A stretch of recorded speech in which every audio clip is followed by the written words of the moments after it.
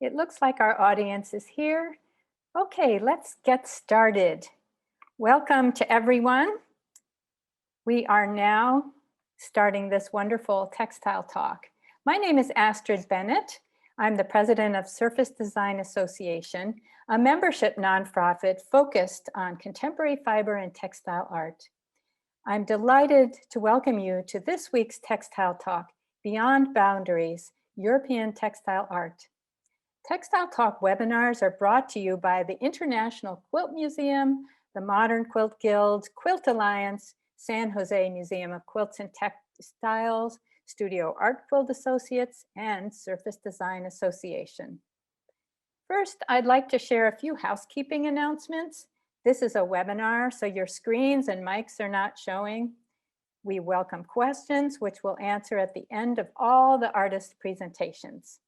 Please submit them in the Q&A box, the question and answer box, located at the bottom of your screen if you're on a laptop.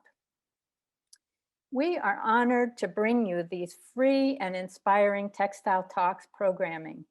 We respectfully ask you to be courteous as you engage with speakers and moderators and other participants. Your chat comments can be seen by everyone. Please use the Q&A for questions, as I mentioned, the chat box for greeting others, and the survey for commentaries or ways we can improve. Thank you. This webinar would not be possible without the support of our sponsors: Artistic Artifacts, Orofill, C&T Publishing, eQuilter.com, Handy Quilter, Misty Fuse, Moda Fabrics, Nine Patch Fabrics, Schiffer Publishing, thequiltshow.com, Quiltmania, and Empty Spools seminars. Please remember them when you place orders. Our program today is in two parts. First, we'll explore Beyond Boundaries, the SDA exhibition for members of the EU and the UK, and we'll explore it with Karina van Vught. Then we'll move to a discussion of what it means to be a fiber artist in Europe with our guests Cherilyn Martin, Raija Jokinen, and Merill Comeau, who will moderate the discussion. At the end, we'd love to answer your questions. Again, you can put them in the Q&A box. At this time, we're going to show a PowerPoint of the exhibition itself and a little bit about Karina's textile school. Karina van Vught is the founder of Zijdelings, which began as a teaching facility in 1986. At that time, the school held workshops on hand painting on silk and selling silk and supplies. With workshops taught by professional teachers or artists from Holland or abroad, the emphasis is now more on surface design in general, as well as on mixed media and encaustic techniques. And on the screen, you can see some pictures from the school. Besides running her school, Karina also sells materials in her shop in Tilburg under the name of Zijdelings. Karina joined SDA in 1996 and later became the EU area rep. Her artwork was published in books such as by Rudolf Smend, the Galerie Zone in Cologne, Germany. She also worked for the Dutch Textile Museum from 2002 until 2012 as a freelance organizer, setting up lectures and workshops related to their exhibitions or their textile lab. The exhibition Beyond Boundaries, which you're seeing right now in installation shots, consists of a variety of textile works by 30 SDA member artists from 10 countries in the EU and the UK. The two exhibition locations include Galerie Zone in Leiden and High Five Art in Baarle Nassau. Please forgive my pronunciation. It's interesting how this exhibition came to be. It grew out of a May 2018 meeting of European SDA members in Tilburg, originally planned for last year, 2020, to coincide with the Textiel Festival in Leiden, which is a big event. It was postponed until this year due to the pandemic. The jurors included Anne, and please forgive my pronunciation here, Anne Mie Boonen, artist and lecturer at the Academy of Genk in Belgium, Helda Klouth, co-owner of High Five Art, and Karina van Vught. Works included weaving, art quilting, mixed media, stitching, and shibori on fabric and leather. You can revisit this exhibition on SDA's website, where it appears as an online gallery in our exhibitions web page. Karina, first, I would like to welcome you here. And let's set the stage. Let's talk about Zijdelings, your textile school. What prompted you to want to open a textile school? Well, for me was the main reason that I wanted to offer a larger variety of workshops and masterclasses. Of course, there were workshop opportunities in Holland, but I wanted to offer a different kind of workshops. And especially ever since I became a member of the Service Design Association, it brought me into contact with people from all over the world, tutors from America, Japan, all over Europe as well. And it enabled me to bring them over to Holland, which was really marvelous to do. And this is your 35th year too. Yes, it is really. Big milestone. Yes.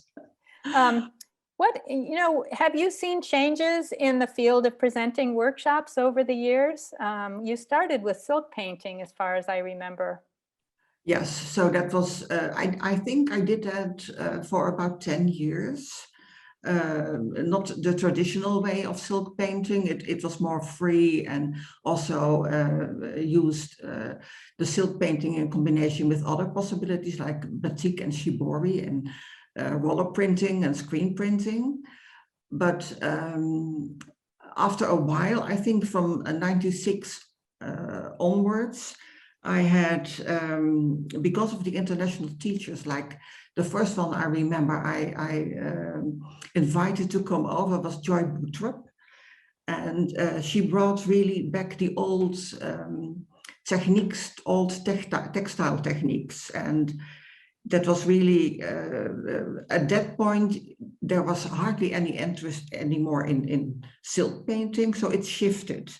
And there were more the old techniques that are like fulling and discharge and burnout, light crimping, that became more interesting to people to follow and to take classes in.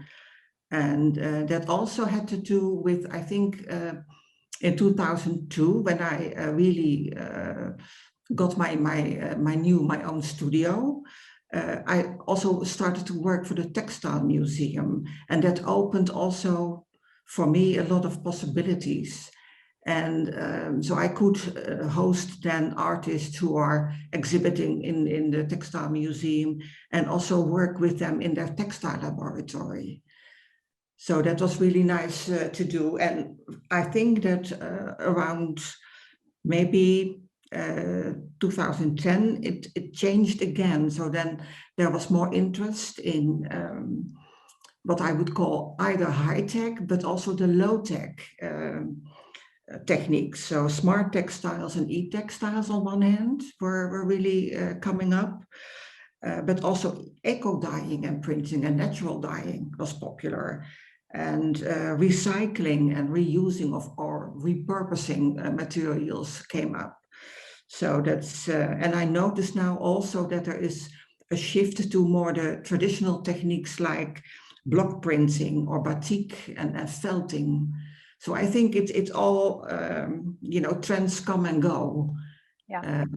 That's has always been, but that will still be, I think. But for me, the newest technique that's coming up right now is encaustic. And somehow, for me, it brings things together, because when I went to America to visit an encaustic conference, I noticed that there were painters and printers and photographers. Everybody was, making their own work, but then kind of finish it with encaustic. So maybe that's a trend that's now really coming up.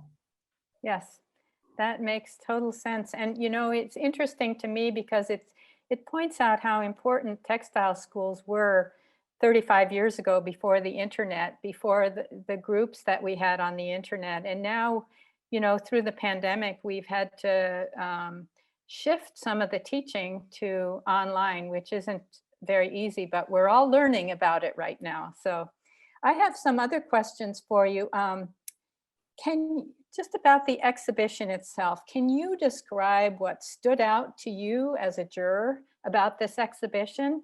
And we're going to do another round of the PowerPoint here to show you can see once more, the audience can see.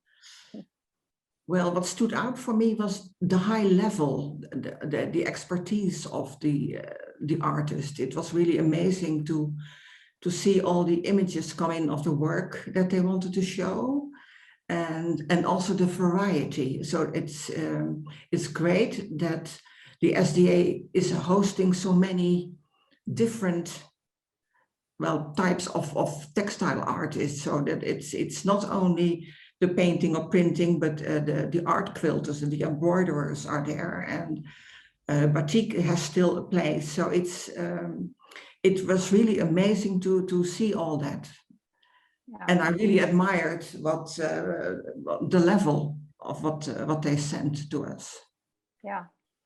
And again, people can explore the individual works that are shown later in this PowerPoint on SDA's website if you want to see them beyond this time.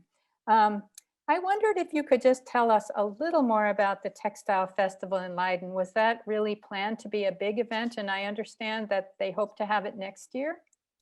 Yes, it's what I would call a 5-yearly event. And so last year it should have happened, but because of the corona pandemic, it didn't go. It was really disappointing because I know people were already preparing a lot of work for that. I know that they wanted to have it in May this year again, but again, the rules didn't allow to have a show like that. And so they have now postponed it again and will make it an online festival. And it will be free for all those who, wanted to join in a year and a half ago, but it's now, they will make videos, or they will ask everybody to make a video and send that in. So it will be a totally online version of the festival. But it's really a pity that it didn't go on, because it is organized by in total by 7 textile communities, associations, I would call that. And so there's also a big variety, like the spinners, weavers, dyers, Textile Plus, which is the national textile magazine. They were also involved, and they try to be also international. So there were international art challenges, and the whole city of Leiden, where it should have taken place, is then filled with textiles. It's really a marvelous event to go to. If you walk over there, then you see all those women, mostly women, involved in textiles, and there are exhibitions everywhere throughout the whole city, and also musea are involved.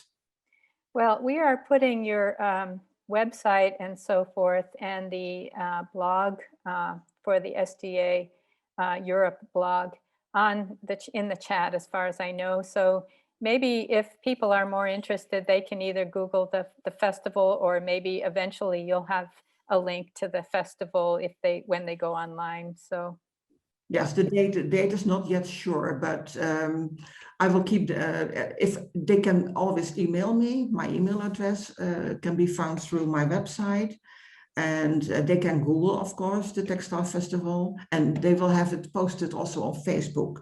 They have a Facebook page. So if they keep that, try to follow that, and you know, they will find the information. But if they need some advice, I can always help them if they email me. Well, thank you. You've been very generous, and it shows how, you know, the hub of a textile school can also help be a communication hub for a lot of art practice in an area. So we're excited to focus on it here. Well, I think we're going to move on to the second part of our conversation now. And this will be a conversation between artists Cherilyn Martin, Raija Jokinen, and moderated by Merill Comeau. So I wanted to, and in just a minute here, we're going to get ourselves going while we do a screen share here.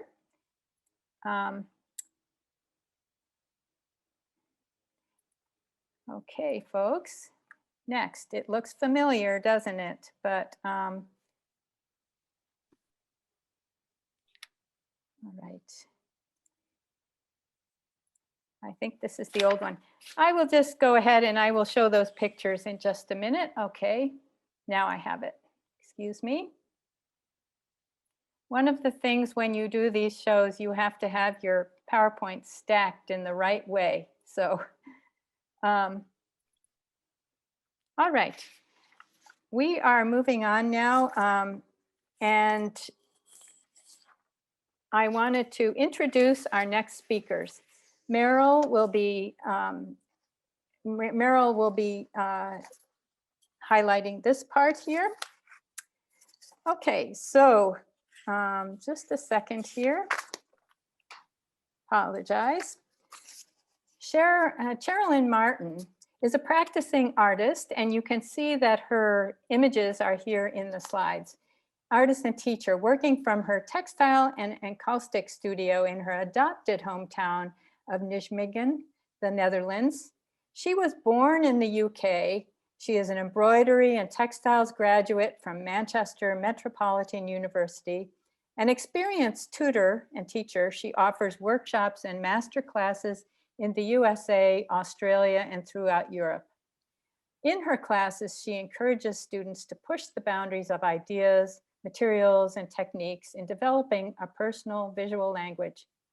Cherilyn is the co-author of a book called Interpreting Themes in Textile Arts, published in 2017 by Batsford, London, UK. And this is Cherilyn in her studio doing a lot of her handwork.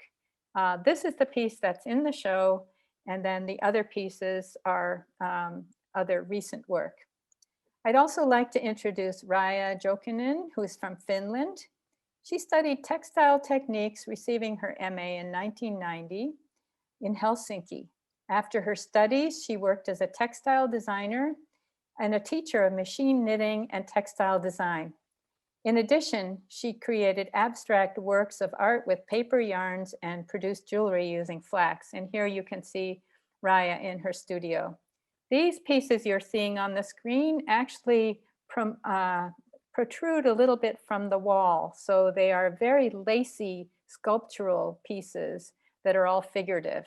Jokinen is intrigued by the apparent similarity between body-related symmetry and the infinite variation of nature. She has exhibited her work in Finland and abroad since 1990. She has participated in exhibitions with working groups like Northern Fiber and Asia Europe, and has served in professional associations. She did receive the Textile Artists Texos Textile Artist of the Year last year, honorary prize, and a grant from the 2021-2022 from the Finnish Cultural Foundation. And lastly, Merill Comeau, our moderator, is a member of SDA's events committee and is a respected artist and teacher. Merill, please take it from here. Thank you, Astrid. So Raija, I'm thinking that your video, there you are. All right.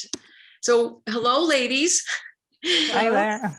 It's so wonderful to get this chance to chat with you. I have many curiosities and I love your work, and it was an absolute delight researching you and learning about you. And there are a few things that that piqued my interest, and I'm just going to start with your backgrounds, because both of you in my reading had a creative influence from your family. And I'm wondering, Cherilyn, could you start with talking about your creative family and how that impacted your development? Yes, I was very lucky to grow up in a very creative environment. My mother was an expert in lots of fields of craft work, and my brother became an accomplished painter and graphic designer.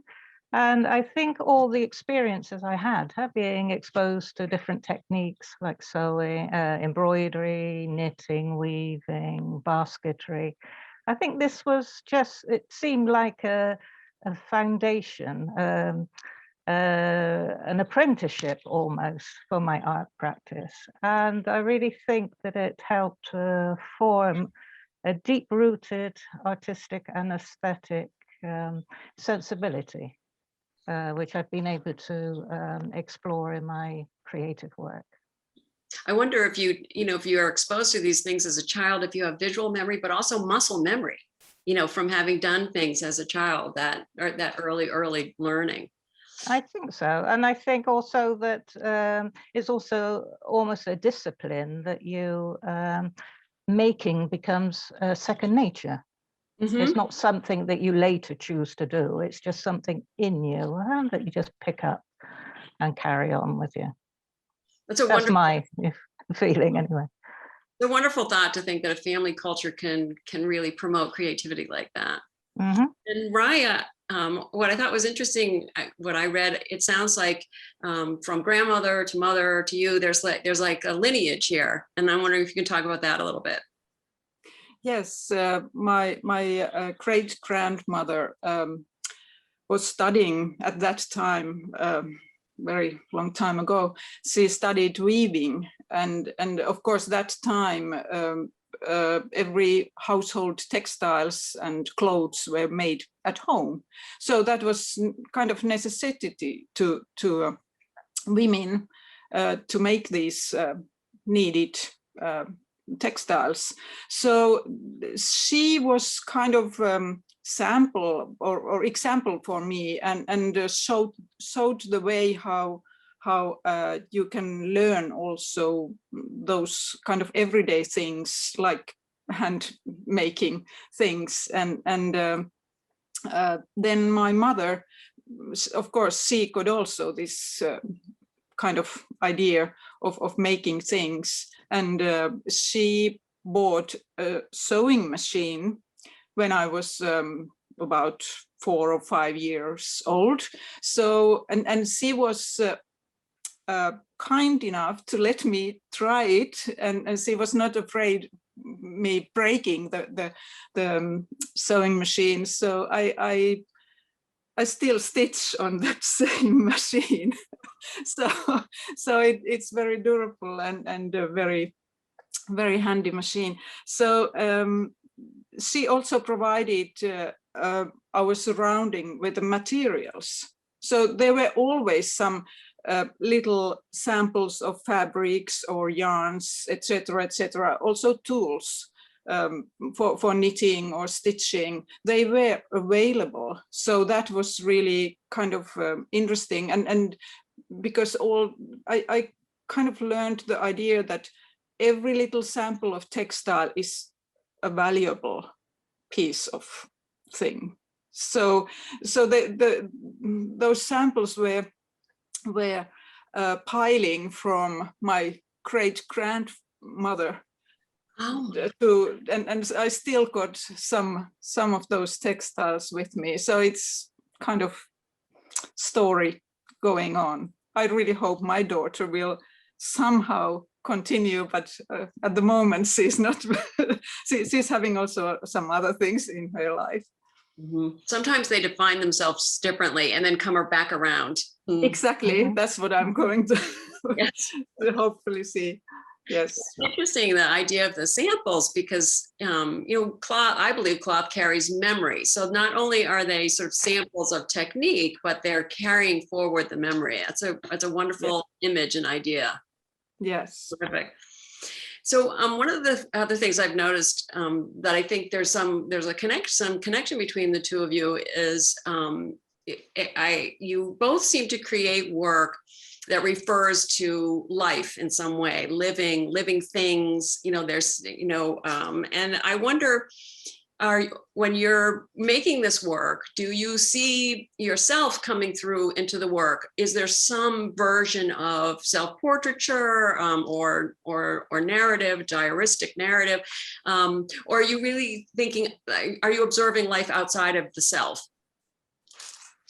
And why don't we start with you, Raija? Well, in some way, yes. Isn't it always like that? I mean, if you do something, if you express something, you kind of interpret your thinking through the whether it's music or visual things.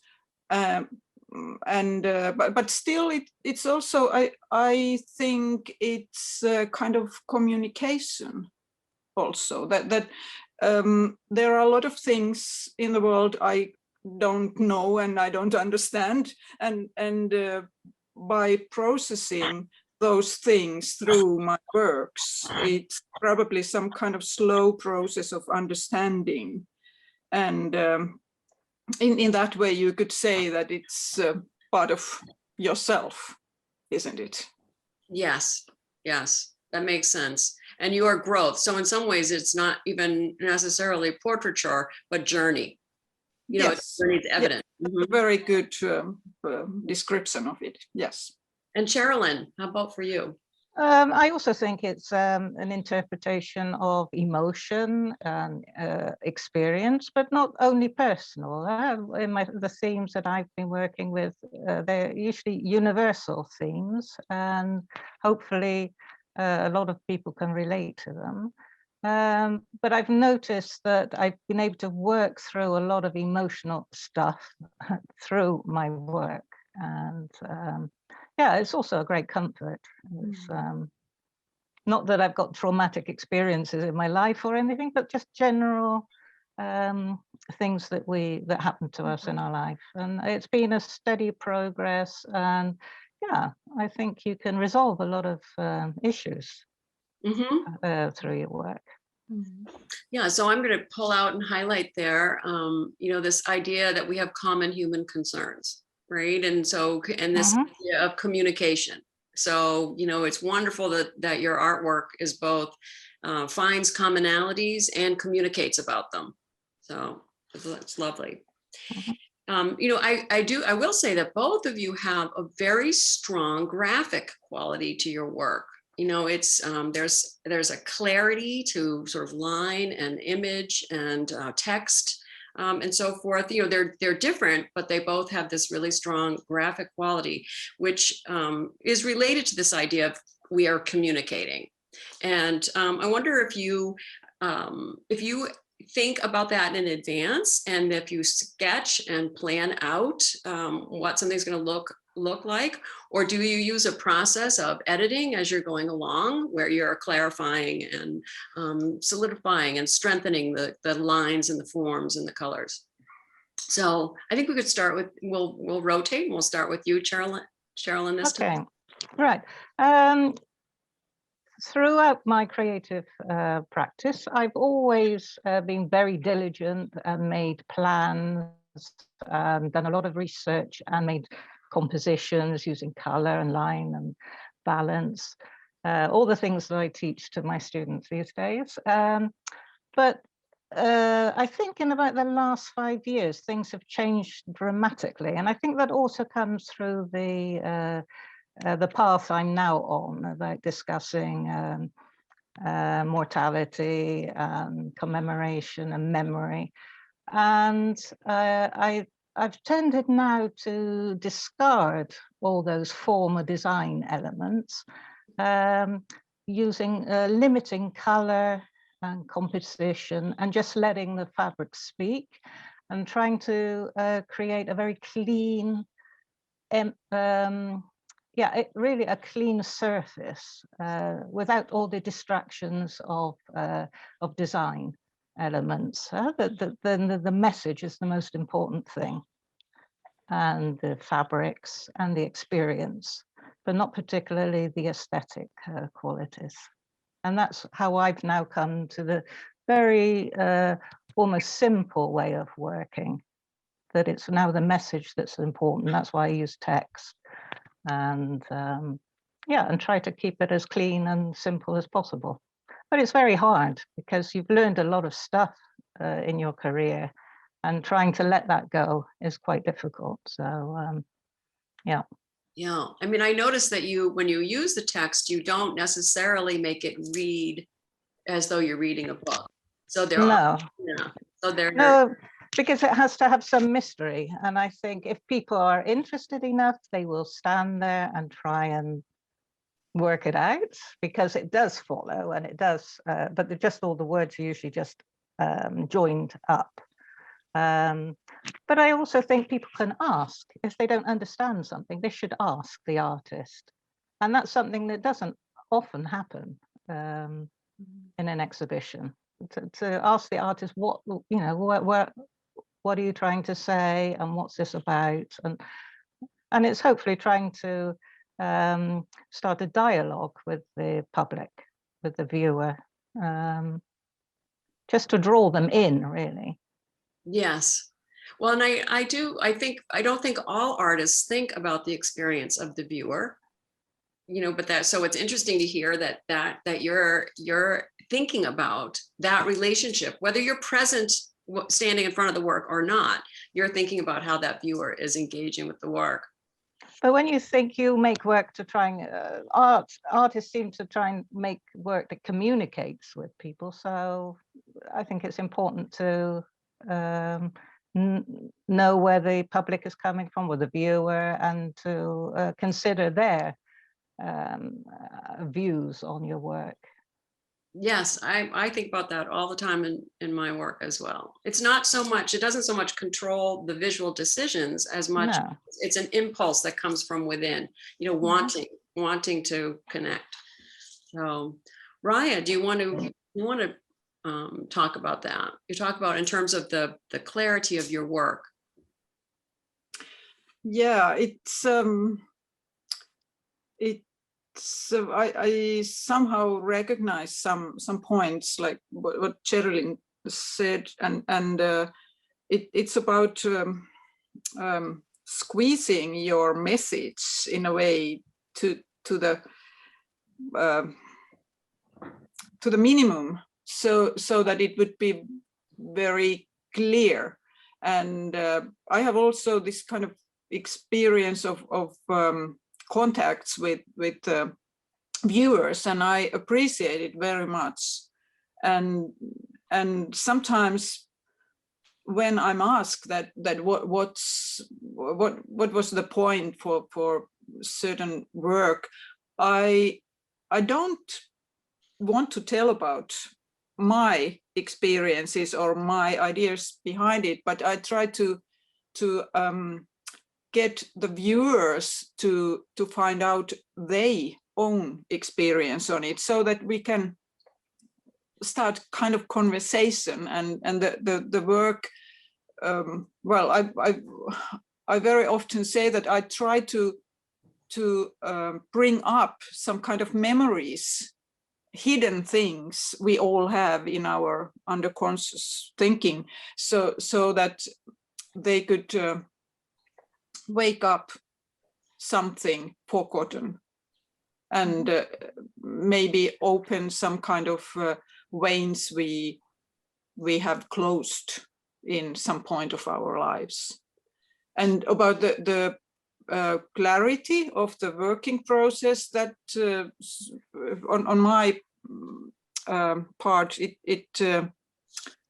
it's rather messy in a way that I'm keeping on changing things. But one thing I have to keep on. I always draw some kind of outline of the body or of the human being or whatever pattern. It can be also abstract. I need to somehow refine my canvas, so to say, so that in those outlines and on that canvas, then I will be doing whatever and trying to find new ways to well, try to find new structures and new ways to use the material as well. Mm-hmm. Well, that's a great segue into my next curiosity, and that is, both of you have sort of personal, unique, I would say, interpretations of your techniques that you have mastered to the point where you're creating this work that really reads of you. And I wondered, as you're sort of looking forward to the future, are there things that you would like to learn and grow in certain directions? Are you feeling like you're going to work in the methods that you're using now? I'm just curious about that. How do you think about the journey of what you're using, the mastery of your method, is giving you lots of ways to grow, or do you want to learn new things? And Raija, we can have you continue. Well, I try to do it all the time in a way that the material I'm using, flax, the linen fiber, it's very versatile material. And the more you work with it, it feels like the more characters you are able to find about it. And also pushing boundaries in a way that you experiment what all things you could do or with it, or what all purposes you could use it. So that gives such many questions that it's kind of natural flow of kind of learning. Mm-hmm. and questioning yourself and questioning your decisions in the process of work. So and I feel after every work I kind of feel that there are little details I could get a start mm-hmm. to something new, and also some mistakes that are bothering me and making me find a new side from the material and from the technique as well. Yeah, I think sometimes we talk here in the States, there's a lot of people are making sourdough bread, and you have to have this sourdough growing in your refrigerator, and you can try making all different things with it, but you need that sourdough. And I feel the same way about work that I've done. I'm almost never happy with it, but I actually take that unhappiness and it sparks what the next yes. one will be. Yes. Yes. And Cherilyn, you sort of answered this to a point in the last question when you talked about refining your techniques down to simplifying. So I'm not sure if you feel you've answered that or you have more to say on this topic. No, not really. I think because of the work I've been doing in the last 20 years, I've been teaching a lot of technique and new materials and lots of surface design. And I feel I'm absolutely saturated with all this knowledge. So I now want to just let that rest and let it come out in my work, but not to research techniques or experimenting materials. The stage I'm now I'm at is I've been using a lot of antique pieces of fabric in my work and accessories like collars and lots of different pieces of embroidered pieces, and those are things I'm researching now, and that's I think my learning process now. I've been inspired by the collars, the lace collars I've been using, and people have donated beautiful things to me. And I'm now researching them and going to museums and looking at 17th century paintings and to look at the accessories in fashion. And doing that sort of research is where I'm expanding my knowledge. And hopefully that will come back into my work. But I'm not particularly interested anymore in developing my sort of hands-on experimenting. I've done too much of it, and I now want to free up my palette, really, my way of working. And your toolbox. Really pick pick the tools out of your toolbox. Yeah, it's interesting how elements of clothing can have a story of their own. You're seeing them in Dutch paintings and historic paintings, and they can also be your language for telling a story. So I can see why you're working with them, and I think they're working really well for you. Because you suddenly look at these pieces and it reminds you of the person that actually used them at some point. So they've got their own story to tell and their own historic place. That's what really interests me now. I love that. So one of the other things that I'm curious about, as being someone from the States, is because there's a European Union, and the UK was in the Union and is not in the same way. I'm wondering if there's a lot of ways to connect with artists in other countries and other cultures. Is that your experience as a European artist? In terms of travel and exhibitions and learning classes, workshop teaching opportunities. And Cherilyn, should we start with you? Yes, especially because I live in mainland Europe. It's over the last 30, 40 years, it's been so easy to contact other textile artists. The borders are open. We have a common, the euro, and the common language, almost English, is spoken everywhere. So it's always been very easy to travel from country to country, and things are so well organized. We have lots of textile festivals.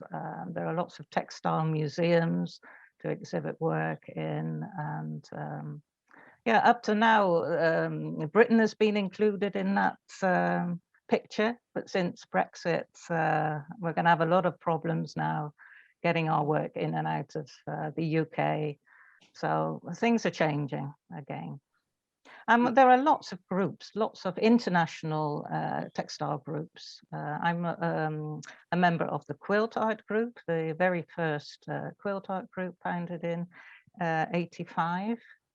And they were originally English quilt artists, but we've developed and expanded, and now we have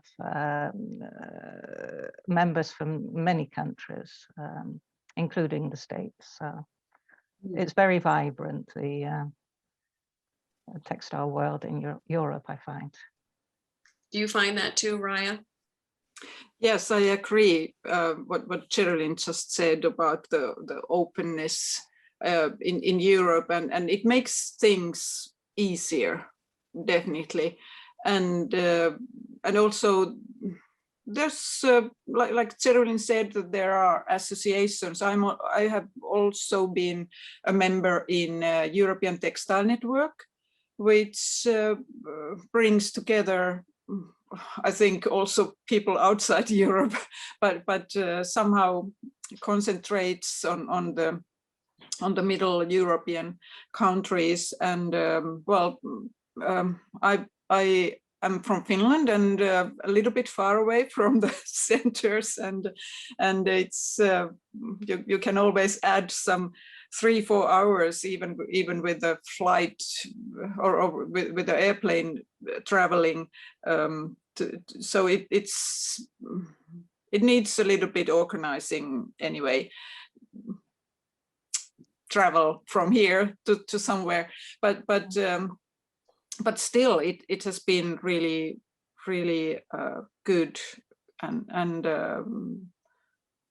also I think I really hope that young people will continue the work in the associations, because I somehow feel that quite many of the active members, for example, in some associations I have been member, they are more or less middle-aged.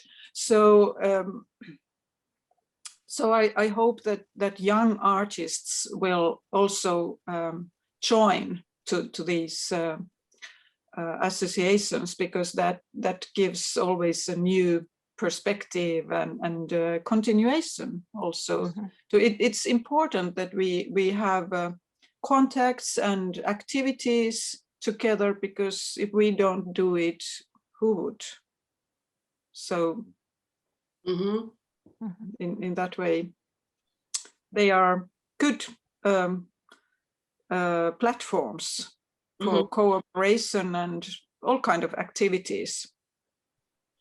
I find here too that fiber artists are just incredibly generous and sharing and connecting and friendly, and it's a wonderful experience to be part of that community. I'd like to go to some of the questions in the Q&A box now. And Karina, if you want to join us, some of the Q&A questions, there you are. Welcome back. Some of the questions I think are in response to the first part of the program. So one of the questions is, I believe they're speaking to you when they say this, you speak of trends coming and going, as you were talking about sort of the cycles of things coming and going. I am curious about what you think drives the changing of trends, and do you feel the changes are happening more rapidly? Well, that's a bit difficult to answer, I think, because, well, trends happen. I'm not a forecaster like Liedewij Edelkoort or something like a person like her, but it has to do with what's happening with us socially, economically. Now it's low tech, maybe even more important because of the pandemic, that people are looking for coziness and for the old ways like knitting and doing crochet. There always have been changes. I think that one political situation might cause also to change ideas about what to do, but it's difficult, and maybe it looks as if it's now more rapid because we're now communicating much more with each other through internet, so it's all more readily available, so that speeds up, I think, also trends. Maybe I remember that when I started and became a member of the SDA and the ETN, the European Textile Network, it was much more difficult to communicate and to find out about trends elsewhere. It's now everywhere, so you can follow up more easily and rapidly. Yes, I think this the same person who asked that question is referring somewhat, asked if there's an echo between sort of technology and then the handcraft, and I would say dialogue or response, and they ask, if which is the inspiration and which is the echo, and I think that's why I use the word dialogue, because I think it does go back and forth depending on what is happening and where you are in your life even. So whether or not you take a deep dive into something that's small and you can hold in your hands and you find comfort from a repetitive motion versus being on your computer and learning a new digital approach. So yeah, that's great. Some of the other questions there are questions about encaustic. There are people who do not know how encaustic works. And I'm wondering, can you just take a minute to talk a little bit about the encaustic in your practice? Okay, encaustic is building up layers in wax, and then mostly you use a special kind of wax, an encaustic medium, because that has resin in it, and if you stack layers of wax on top of each other, and if you would only use beeswax, it's not as clear as translucent. So using the encaustic medium makes it really beautiful and translucent. And how you could apply the encaustic medium is you could use a surface as paper, but also use it on fabric. But mainly it's used on and applied on a board. So it's not for a wearable thing. It's more for making objects or a wall hanging, or so that's but you can. That's why it's so interesting, I think. So you can build up layers from scratch on top of a board. You could include fabric in between layers. You could include photographs or rub off photographs.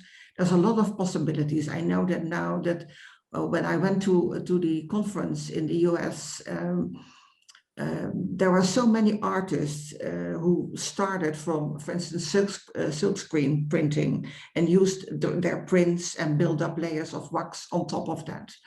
And so it's a kind of saving, embellishing the work that's underneath. And that's interesting that it's encapsulating at the, Yes. it's keeping it precious at the same time that it's slightly obscuring. So it's both, it's both. Both, yeah. So, and I know I had an artist coming over, and I know that she built up so many layers that it was really like a thick plate of wax. But there's also, you can also use it on a photograph, for instance. Just put on a thin layer. It's kind of preserving then. It's there's a lot of possibilities, and it will keep your work safe also, but it's also enhancing, I think, the quality. Mm-hmm. There was one viewer was wondering, is it toxic? If you eat it. You shouldn't eat it. Well, no, that the wax and the medium itself is not toxic, but like making art with wax, if you're in a space, in a room, you have to ventilate. So warming up wax gives fumes, and that's not really good for your health. If you do it once in a while, it's okay. But if you're practicing it every day, then I would advise you to make sure you have a proper ventilation system. Mm-hmm. Mm-hmm. Always a good idea. Yeah. Right. Yeah. So one of the other questions that's come in is a question I hear discussed in the States as well, which is there are some people who feel there's a hierarchy from painting and being a fine art, and craft being not as high art as painting, for instance. So and in particular, people can talk about this in terms of textiles, and a lot of the methods have come from the domestic sphere. A lot of textile methods are associated with women's work, for instance. And this person is wondering, do you also encounter that? We encounter that here, and we argue against that. but do you encounter that in your life? Are you asking me? Yes. Why don't we start with? Okay. Well, yes, definitely. So there's always the question, this could be done by my mother or by my aunt or whatever. It's devaluating what you're practicing. So there is always a sensitivity between craft and art. I'm at my home city, Tilburg. It's sometimes I notice, because there's a beautiful textile museum, and I know that craft for a long time was like a forbidden word. You should be like an academic, or it should be really a high-end practice that you're doing. So it is art, like if you make a watercolor painting or an oil painting, it sometimes is more appreciated than if you felt or well, making if as a weaver, for instance. So there's always a kind of a discrepancy, I think. But maybe the other ladies, Cherilyn and Raija, can answer that one as well, if they like, or if it's an option. Yes, yes. Well, this is a problem that is on a professional level when you actually try to get a textile exhibition into an art gallery. And it's just not, textiles are just not accepted as an art form by these people.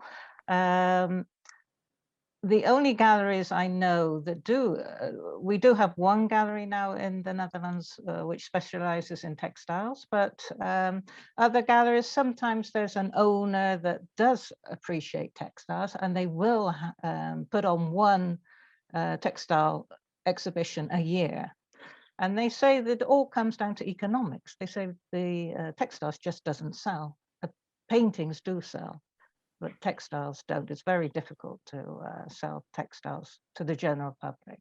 So this is also a barrier for textiles to be accepted as art, to get in on the art scene, the general art scene. Mm-hmm. So textiles, it's almost, there's a bias against it being high art in the art world, but also in the general population if they're not buying it, right? Yeah, exactly. But sometimes I think it's all those painters are just trying to protect their world. They don't want to let anyone else in. Possible. Whereas the people in the fiber world are very generous with each other. Raija, do you want to respond to that? Yeah, this is a question that we textile artists, we end up to this sooner or later when we meet, and it's kind of hopeless subject, and it depends on such many things, and I recognize those details that were mentioned before. So yes, and one group of people we should influence to change this is also art historians and curators. I don't necessarily know how to do it, but it deals something with the education of art history, because there's also chapter for textile arts. Mm-hmm. Yeah. In art history, if we are honest, there is a chapter for that too. So it's really strange that it's somehow wiped off in the studies of the art historians, but I'm wondering, somehow I see the point what Cheryl said, that some gallerist has the opinion that textiles doesn't sell. In some point I have opposite idea of that, because some textiles, they do sell. And like Karina mentioned that pandemic has been changing also the attitudes towards making things, and when you make something, you also start to recognize such things in your surrounding, which means that people who get interested in handworks, etc., they will also get interested in textiles and textile arts. So in that way, encouraging spreading information, that is very important point, but it's somehow it's also hopeless. So it is our job to educate, as artists. And so I am Yes. watching the time, and so I'm going to have to wrap things up here, but this has just been delightful to talk to you. I appreciate all of your insights and how generously you're sharing with me your thoughts about my questions. And Astrid is back here too. I'm sure, I think I speak for both of us in saying a great big thank you for you taking the time to talk and to visit with us and talk to us today. We would like to thank our sponsors that you will see on the slides. And as Astrid mentioned, keep them in your thoughts and mind and as options when you are out and about in the world. And to Sakwa for hosting us, which is, Sakwa's been a wonderful partner. The recording of today will be available on YouTube in the next week. And next Wednesday, Textile Talks hosts Conversations with the Artists, Light the World. And that is sponsored by Studio Art Quilt Associates. So thank you so much for being with us today. Astrid, do you have anything else you want to add in there? Yes, I had to jump on the screen because one of the interesting comments that I know when we talked about the pandemic having changed things is that Raija was just featured in Zoom presentations at the Bratislava Arts Academy with a wide range of artists. So Zoom in the pandemic is putting some things on a more level playing field, and it'll be interesting to see how that works out. The other thing is that it's just amazing the tool that we have now with Zoom to tie us together as artists across time zones. We saw in the chat that we had people from Sri Lanka all the way Europe, Australia, and so on. And lastly, I just wanted to give a welcome to all the exhibition artists who attended the program today. So we'll end this with a screen share of our sponsors with whom we couldn't do this. And so we just want to really honor what they're doing for this. And thank you all. Have a great week, and look for 2 more international artists at next week's Textile Talk sponsored by Sakwa.